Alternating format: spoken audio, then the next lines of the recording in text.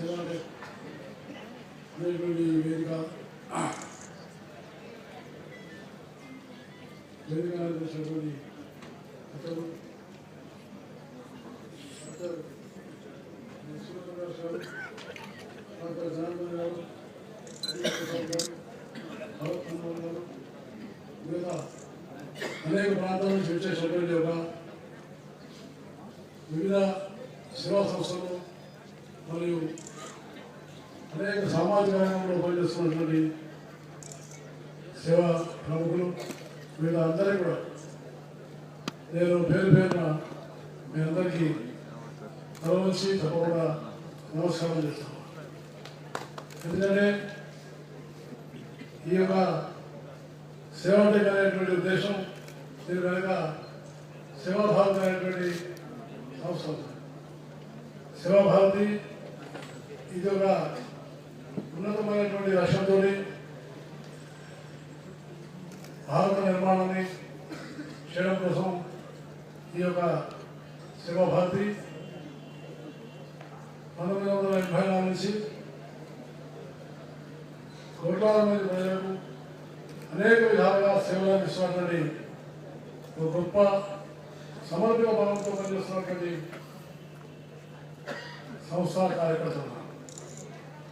కాబట్టి అనేకమైనటువంటి వేరే బాధ్యతలు చేశాను. నేను ఇవాళ ఇక్కడ కొంతమంది ప్రముఖులను నేను సన్మానించాను. నిజంగా నాకు కొంత మనసులో బాధలేదు.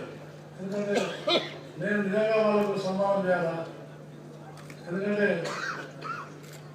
వాళ్ళు నాకన్నా చాలా ఉన్నతమైన వాళ్ళు. ముఖ్యంగా డాక్టర్ సురేంద్ర రెడ్డి గారు, నేను ఈనాడు ఈ స్థాయి విషయం అంటే డాక్టర్ సురేంద్ర రెడ్డి గారు కాదని నేను మీకు ఉదయపూర్వకంగా మనం చేస్తాను.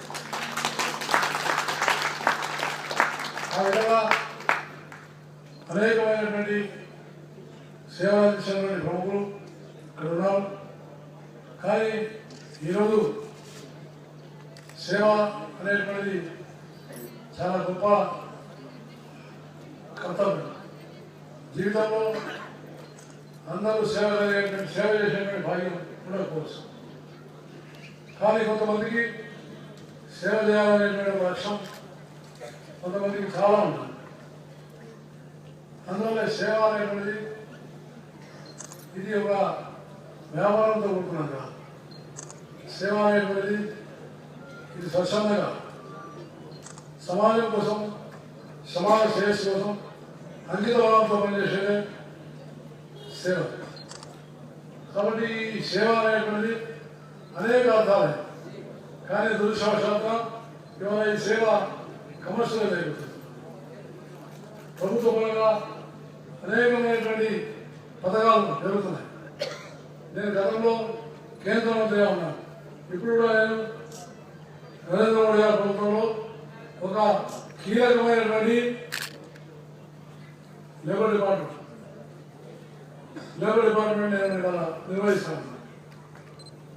కాబట్టి ఈ యొక్క సేవ అనేటువంటిది ఇది ప్రభుత్వ పరంగా చేసేటువంటి పథకాలు ఒకవైపు, ప్రభుత్వం యొక్క ప్రమేయం లేకుండా చేస్తున్నటువంటి అనేకమైనటువంటి సేవా సంస్థలు.